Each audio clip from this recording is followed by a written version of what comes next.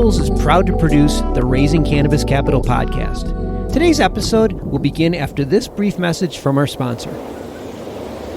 This ain't no desk job, but it's what you got to do to scale up to this in a single growing season. It's how in Oregon alone, we grew and harvested the single largest crop of CBG in the world. Grit, tenacity, hell, whatever you want to call it. The crew at HempTown USA has it by the bucket load.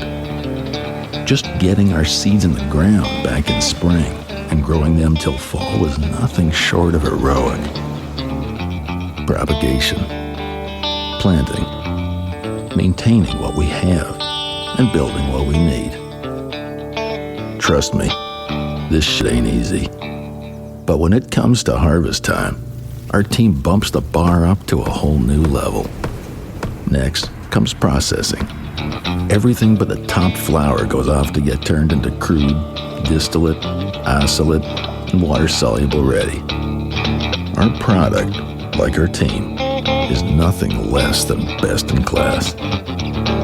This plant has always had the power to change the world, but it needs people to make it happen. We're lucky to have those people right here at HempTown USA.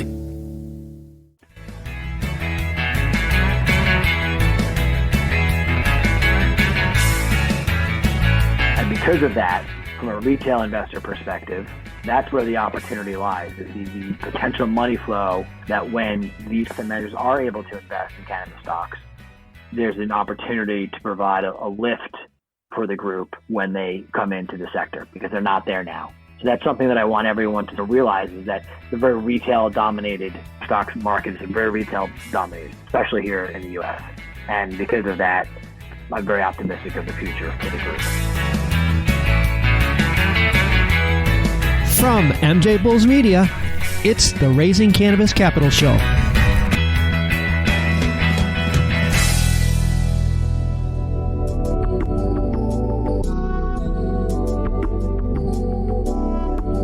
Today on Raising Cannabis Capital, we are continuing this year's Cannabis Investor series with Matt Markiewicz, the Managing Director of the Cannabis ETF THCX. Matt, welcome to the show. Hey, Dan, thanks for having me. I'm glad you're here because the Cannabis ETF THCX, a lot of letters, is unique for a number of reasons. And I want to discuss and talk about all of those reasons. I also want to take a deeper dive into the cannabis public markets. But before we do that, you're the only ETF in this year's Cannabis Investor series. So can you quickly explain how a cannabis ETF works? Sure. Again, thanks for having me on here, and to all the listeners for tuning in here.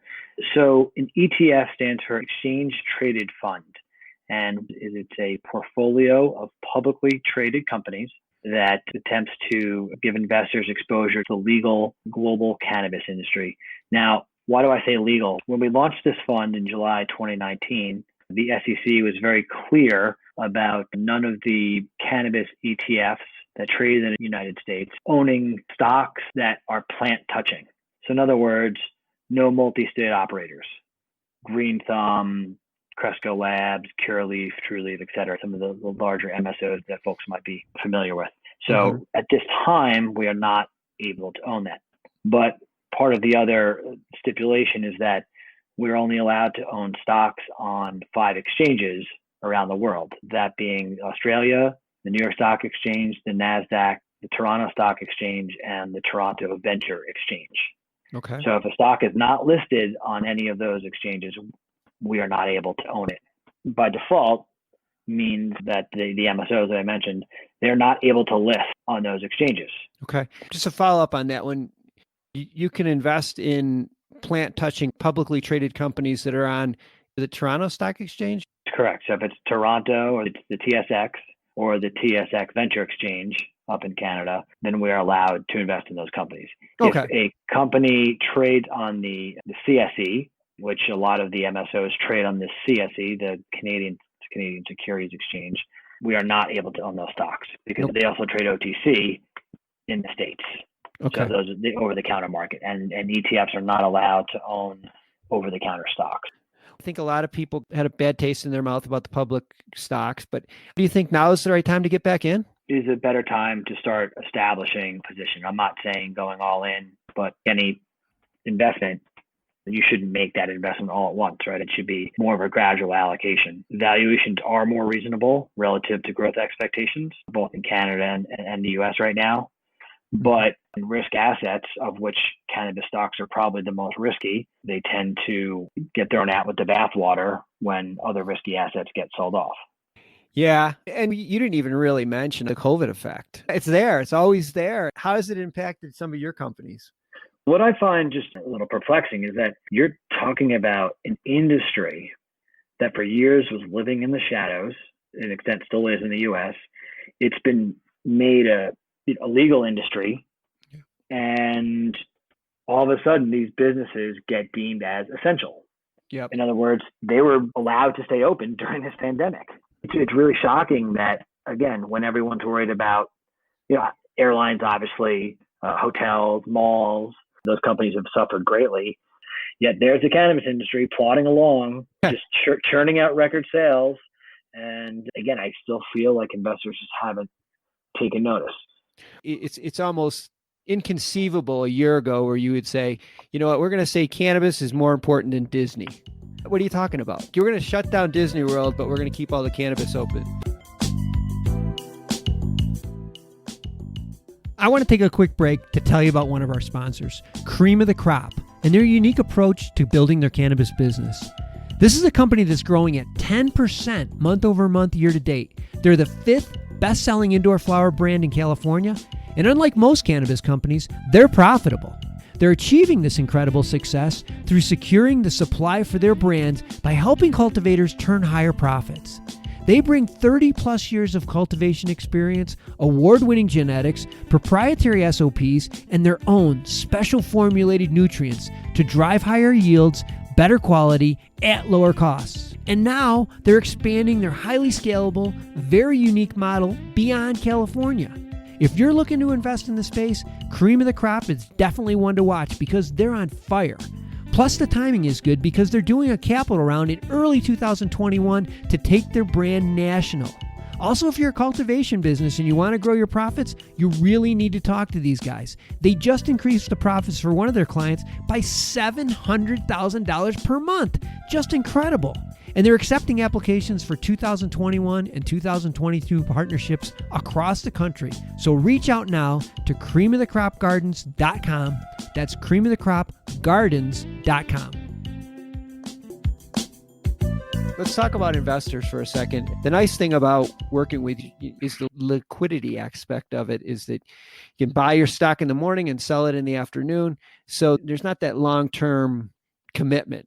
The other thing that I think I know is that you also provide dividends. Correct. Yeah, we actually pay a dividend, which I know might be a little head scratching to investors. The fact that a cannabis ETF distributes income where 95% of our companies aren't even profitable. So how are we able to do that? That's the real question. There's a strong desire from institutional investors and retail investors as well to short cannabis stocks. So in other words, they're betting that the cannabis stocks will go down. In order to short stocks, though, you need to actually go out and borrow them. So there has to be someone who's a long holder from whom you go and borrow the stocks. We are a long-only vehicle. So short sellers will come to us to borrow stocks so they can short them. And the fund charges a rate to those investors to borrow stocks on an individual basis. And we take those revenues that are generated from lending and we return the overwhelming majority of them to shareholders in the form of a dividend. I will say that the desire to borrow cannabis stocks has waned over the past 2 months, which actually leaves me feeling fairly optimistic about the industry's future. Getting back to sort of your original question, is now a good time to get in? The fact that we're seeing less demand to borrow or short cannabis stocks is very encouraging. For as long as we've been running the fund, 14 months now, we've not seen this type of drop off in demand from here. But again, that is something that I think a lot of investors maybe aren't aware of or overlook is the fact that the demand to short cannabis stocks is definitely lower now than it was a year ago. Yeah, see, that's a really good sign, I would think. And especially for our listeners right now, that's a real good tip for everybody that they wouldn't have otherwise known. We're going to wrapping this up now, but I will have the link to Matt's website, and if anything you want to know about the cannabis ETF, THCX, I will be in the show notes. So if you want to follow up with Matt afterwards and talk offline with him, I'm sure he'd be happy to discuss this further with you, because there's just so much more that we could talk about with you. Yeah, we could go down the rabbit hole. I do want to end, though, Dan, with sort of a couple interesting numbers. Currently, only around 9% of publicly traded cannabis market cap is owned by U.S. institutional investors. That compares to around 68% of the Russell 30% of the S&P 500 stocks are owned by U.S. institutional investors. So there is a very low penetration of any big asset manager. You can kind of name it: American Century, BlackRock, Vanguard. These firms do not have many cannabis stocks as part of their portfolios. And because of that, from a retail investor perspective, that's where the opportunity lies, is the potential money flow that when these asset managers are able to invest in cannabis stocks, there's an opportunity to provide a lift for the group when they come into the sector, because they're not there now. So that's something that I want everyone to realize, is that it's a very retail-dominated stocks market. It's very retail-dominated, especially here in the U.S. And because of that, I'm very optimistic of the future for the group. Oh, I'm glad you left us with that, because I think that's really important. Because of the volatility of the cannabis public stocks, I think people are just a little wary of it. But to your point, the reason that there is so much volatility is because 91% is retail. So there's no backstop. You got it. Think about it like in the context of an Amazon or an Apple. If Amazon or Apple is down 10% over the course of a few days, there's always some marginal institutional buyer that's ready to sit there and say, you know what, down 10%, this move's not justified. I'm going to add to my position. There is no institutional backstop, by and large, from a U.S. investor perspective for cannabis stock. It's not there. That will change at some point. I'm not saying that 9% goes up to 68 or goes up to 80% like other large cap stocks or the overall U.S. market. But even if that's a double over the course of 2 years, that's a significant amount of money that will come into the space. Like I said, we'll let people talk to you offline. You can continue this conversation. Matt, great catching up. Thanks for all this information. I'm sure people are going to be interested to learn more about cannabis ETFs. Thanks for being on the show. Thanks for having me, Dan. Appreciate it.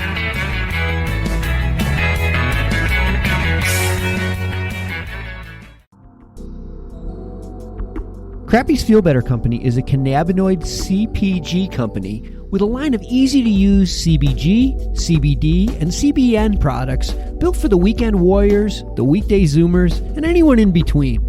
Crappy's next-gen products incorporate pharmaceutical-derived chemistry to precisely blend minor cannabinoids and terpenes, creating a series of proprietary formulas for hyper-targeted use cases.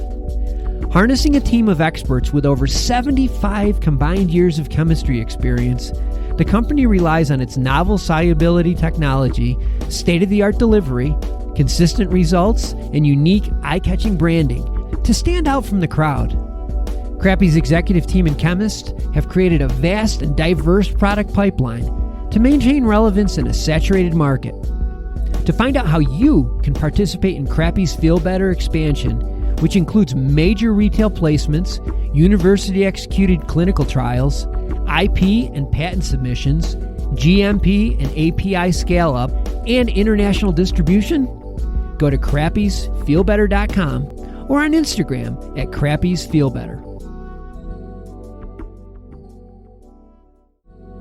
Today's show was made possible by the generous support of our sponsors, like Alt36, the country's premier blockchain payment processing platform that's providing dispensaries and its customers with a safe and secure payment option other than cash. To learn more, go to alt36.com.